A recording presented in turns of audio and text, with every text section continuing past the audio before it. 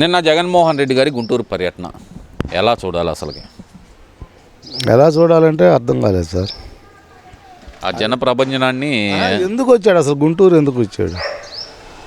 అంబటి రాంబాబు గారి కుటుంబాన్ని పరామర్శించడానికండి. కుటుంబాన్ని పరామర్శించాలా, కరెక్టే. ఎట్లా రావాలండి? ఒక 5-6 కార్లు పెట్టుకొని వచ్చి డైరెక్ట్గా వాళ్ళ ఇంటికి వచ్చి పరామర్శించాలా, వాళ్ళ ధైర్యం చెప్పాలా. తాడేపల్లి దగ్గర నుంచి మనిషికి 500 రూపాయలు ఇచ్చి, గుమ్మడికాయలు ఇచ్చి, దారి పొడుగుతా ట్రాఫిక్ జామ్ చేసుకుంటా, ప్రజల్ని ఇబ్బంది పెట్టుకుంటా, అది పరామర్శ యాత్ర? బలయాత్ర, బల ప్రదర్శన యాత్ర, పరామర్శ యాత్ర? చెప్పండి. మరి దాడి జరిగిన అంబటిని పరామర్శించడానికి వచ్చేటప్పుడు వాళ్ళ బలం చూపించుకుంటారు కదండి. మరి ఎవరు బలం? వైసీపీ వాళ్ళ బలం సార్. ఇదంతా కాదండి. గణతంత్ర దినోత్సవం రోజు జెండా ఎగరేత్తానికి ఆంధ్రప్రదేశ్లో అడుగుపెట్టను నువ్వు రౌడీలని, బూతులు తిట్టే వాళ్ళని, వీళ్ళని పరామర్శించడానికి వస్తావా? బెంగళూరు నుంచి పనివాళ్ళ అది సార్. పరామర్శించాలా, ఒక్క రోజులో అయిపోవాలా. గుంటూరులో అమ్మడి ఇంటికి రావాలా, జోగి రమేష్ ఇంటికి పోవాలా. మీరు పరామర్శించుకోండి, తప్పులేదు. కానీ దానికోసం రోజులు ప్రజల్ని ఇబ్బంది పెట్టి నీ ఇష్టం వచ్చినట్టు బల ప్రదర్శన చేసి 30 యాక్ట్ అమల్లో ఉంది. నీ గవర్నమెంట్ ఉన్నప్పుడు ఏ రోజైనా ఎవరినైనా, ఏ కార్యకర్తనైనా కానీ, ఏ పార్టీ వాళ్ళనైనా కానీ రోడ్డు ఎక్కడ ఇచ్చావా? నువ్వు నిన్న మాట్లాడుతున్నావు జంగిల్ రాజ్యం అని. జంగిల్ రాజ్యం ఇది కాదు. నువ్వు చేసినప్పుడు జంగిల్ రాజ్యం. నువ్వు వచ్చావు, ఏం చెప్పావు? అమ్మడన్న చాలా మంచివాడు, అసలు అమ్మడన్న గుడికి వెళ్ళాడు. గుడికి వెళ్ళినాడు, ఫ్లెక్సుల దగ్గర ఏం పని అండి? గుడికి వెళ్ళాడు, మూసుకొని గుళ్ళో పూజ చేసుకోవాలి, వెళ్ళిపోవాలి మూసుకొని. జనాన్ని తీసుకొని వెళ్ళి ఫ్లెక్సుల దగ్గర ఆగాల్సిన పనే ఉంది, దాని దగ్గర గొడవ పెట్టుకోవాల్సిన పనే ఉంది. అతను గుడికి వెళ్ళలేదు, ఏం వెళ్ళలేదు, ఆ ఫ్లెక్సుల కోసం వెళ్ళాడు. లేనిపోయింది గొడవలు సృష్టించడానికి అంబటి రాంబాబు వెళ్ళాడు. ఇంకోటి సార్, అధికారంలో ఉన్నప్పుడు రెడ్డులను కానీ, మీ పార్టీలో కమ్మాలను కానీ బయటికి రానిచ్చావు.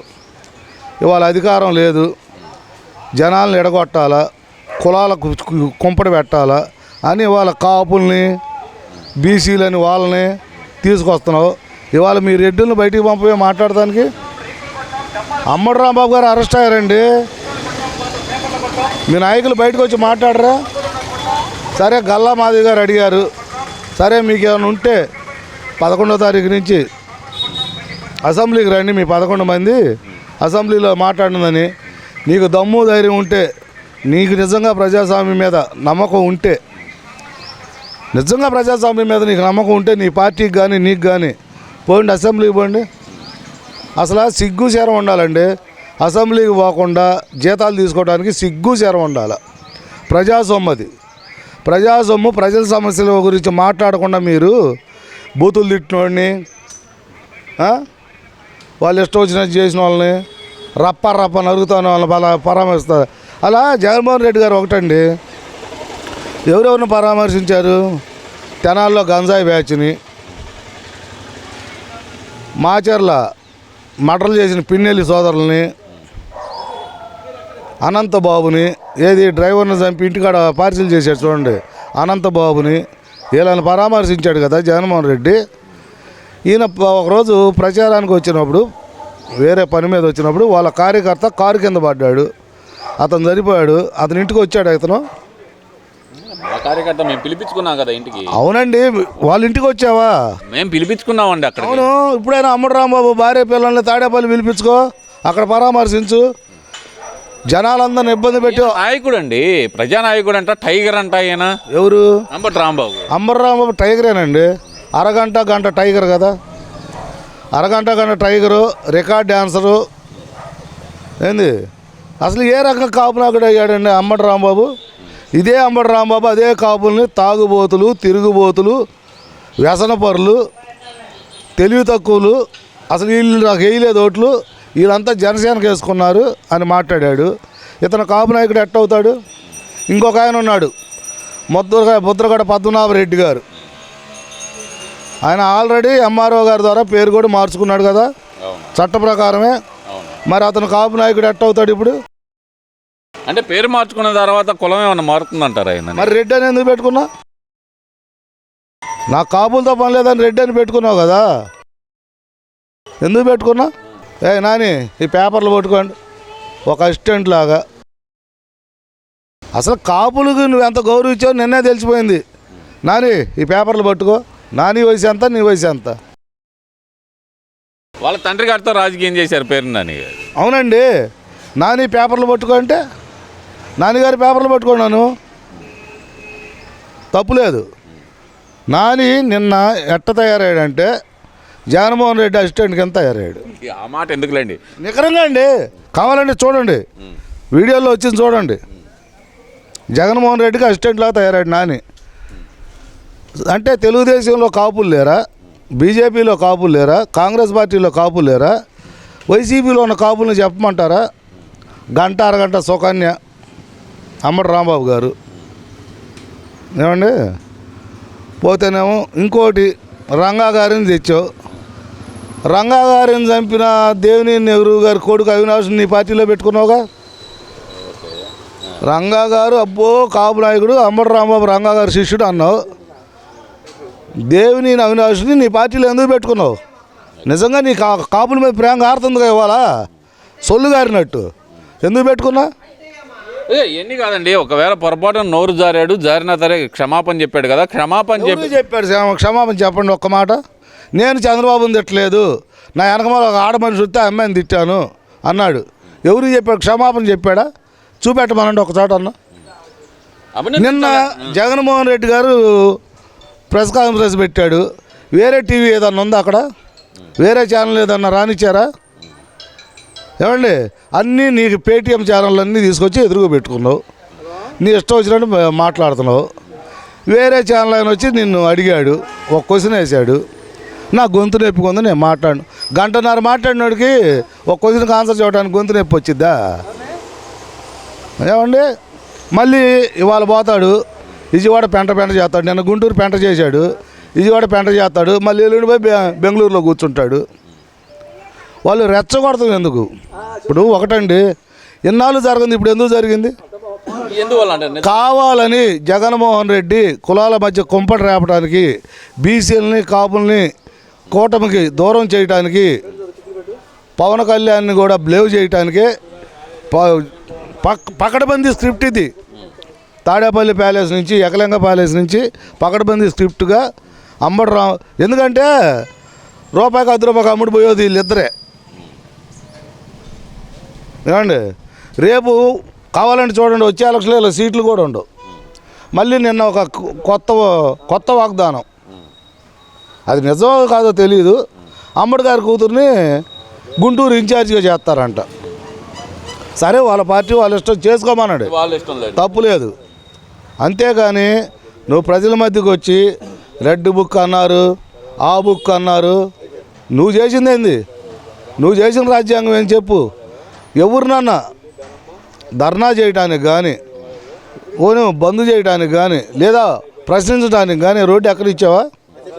సరే, ఇవన్నీ పక్కన పెడితే కనుక అసలు అంబేద్కర్ క్షమాపణ చెప్పిన తర్వాత ఆయన అభినందించాల్సింది పోయి దాడులు చేస్తారా, మనిషిని చంపేయడానికి చూస్తారా అని అడుగుతున్నాడు కదా. మరి ఒకటండి, వద్దా ఆ భాష మనకు వద్దండి సార్. నేను తిట్టట్లేదు సార్, నేను ఎవరిని తిడతాను కోపం మీద. తర్వాత పోయి క్షమించంటే వాడు ఊరుకుంటాడా?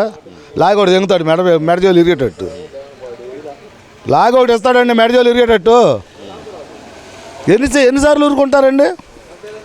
అందరూ ఉప్పు కారం తింటున్నారుగా. నువ్వే మాట్లాడావు కదా, తెలుగుదేశం పార్టీ ఆఫీస్ మీద దాడి జరిగిన రోజున మా నాయకులను అన్నారు, కార్యకర్తల కోపం వచ్చింది, కోపం రాకుండా ఎవరన్నా మనిషి అన్నాడు ఉంటాడా? మీ సజ్జలు కూడా అన్నాడు. మరి మా నాయకుడు తల్లిని అంత పబ్లిక్గా అంటే ఎన్నాళ్ళు ఊరుకుంటాం? అసెంబ్లీలో మాట్లాడారు, ఊరుకున్నాం. అసెంబ్లీలో ఇష్టం వచ్చినట్టు తిట్టారు మా నాయకుడు భార్యను కానీ ఎవరినన్నా కానీ, ఊరుకున్నాం. తర్వాత మా నాయకుడిని అన్నారు, పవన్ కళ్యాణ్ 4 పెళ్ళిళ్ళు 3 పెళ్ళిళ్ళు 4 పెళ్ళిళ్ళు అని ఇదే అమ్మడ్రామ మాట్లాడాడు. ఆ రోజు పవన్ కళ్యాణ్ మీ క్యాస్ట్ గుర్తు రాలేదా ఈ అమ్మాయికి? మరి వాళ్ళ నాన్న చెప్పవచ్చుగా, నాన్న పవన్ కళ్యాణ్ గారు మన కులం, ఒక్కడ చదువుతున్నానండి. వద్దన్నా మనకు అయ్యే అసలు అలాంటివి వద్దన్నా. తప్పే ఉంది. వద్దన్నా. మీరు పెళ్ళిళ్ళు చేసుకోవడానికి వేరే కులవాళ్ళు కావాలా? మీ కులవాళ్ళు పనికిరారా పెళ్ళిళ్ళకి? అన్నా వద్దు మనకి. ఇవాళ వచ్చి కులం పేరు ఎత్తడం ఎందుకు? ఇప్పుడు మీరు మీ కులానికి మీరేం చేశారు? నువ్వు కానీ మీ నాన్న కానీ మీ కులానికి ఏం చేశారో చెప్పమానండి. బయటకు వచ్చి ఇదిగో మా కాపులకి మేము ఇది చేసాం. రంగాతో పోల్చుకుంటారా వీళ్ళు రంగాతో పోల్చుకుంటారా? అసలు రంగాకి వీళ్ళకి ఏమైనా సంబంధం ఉందా? ఏం లేదు. అరే ప్రతి ఒక్క కాపు నాయకుడు, వైసీపీలో ఉన్న ప్రతి ఒక్క కాపు నాయకుడు అందరు మాట్లాడరా? మీ అంత దరిద్రంగా వైసీపీలో చాలామంది కాపులు ఉన్నారు. అందరూ మాట్లాడరా మీ అంత దరిద్రంగా?